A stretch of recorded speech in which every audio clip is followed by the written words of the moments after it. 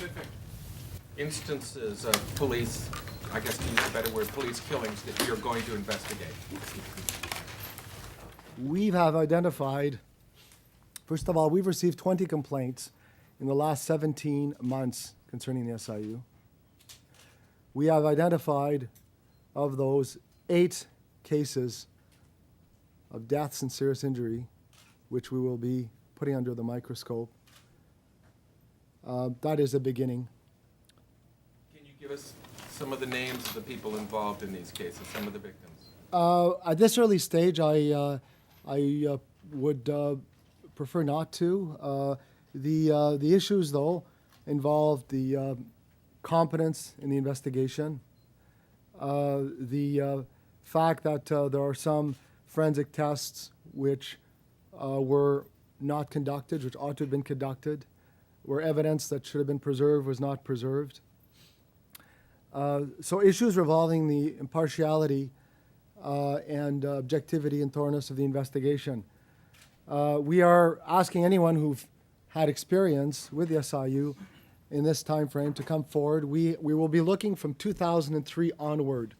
We're not looking earlier than 2003. Those are the issues we'll be looking at. You mentioned competence, like evidence lost or whatever.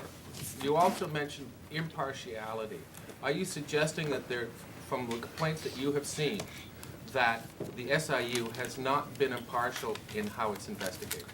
No, I'm saying that that's the matter we'll be investigating. I find the complaints that have been put to our office after a preliminary review of them to be compelling enough to warrant a field investigation of those complaints.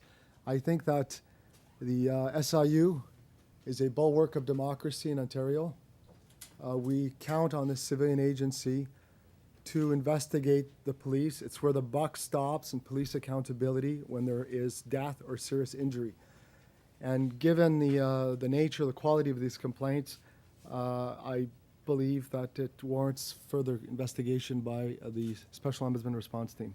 The nature of the complainant's ombudsman, it sounds like the complaint is some people are suggesting that some police got away with things when they should have been. That's one way of putting it. That's the bias toward, not, I shouldn't say the bias, but it's more, when you talk about which way it's leaning one way or the other, it's leaning towards clearing police under what are considered to be suspicious circumstances by the complainant. The complainants here are not from the police community. They are individuals who are from the families of people who have been seriously injured or who have died. They are from lawyers who have approached our office.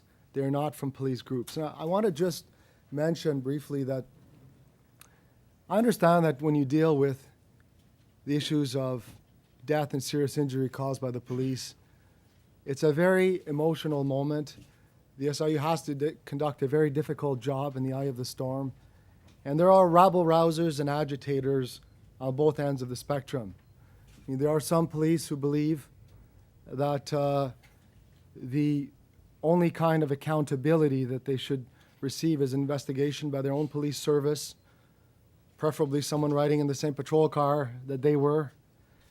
And I would think that those people are posers for police accountability.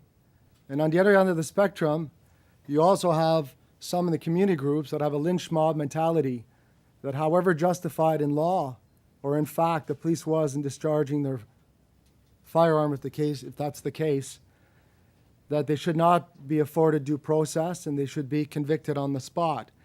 Now, I don't expect to convert either one of those groups. What I'm concerned about is the silent majority within the community groups, within police groups, within the public. The silent majority who believes in a properly functioning, responsive, competent SIU.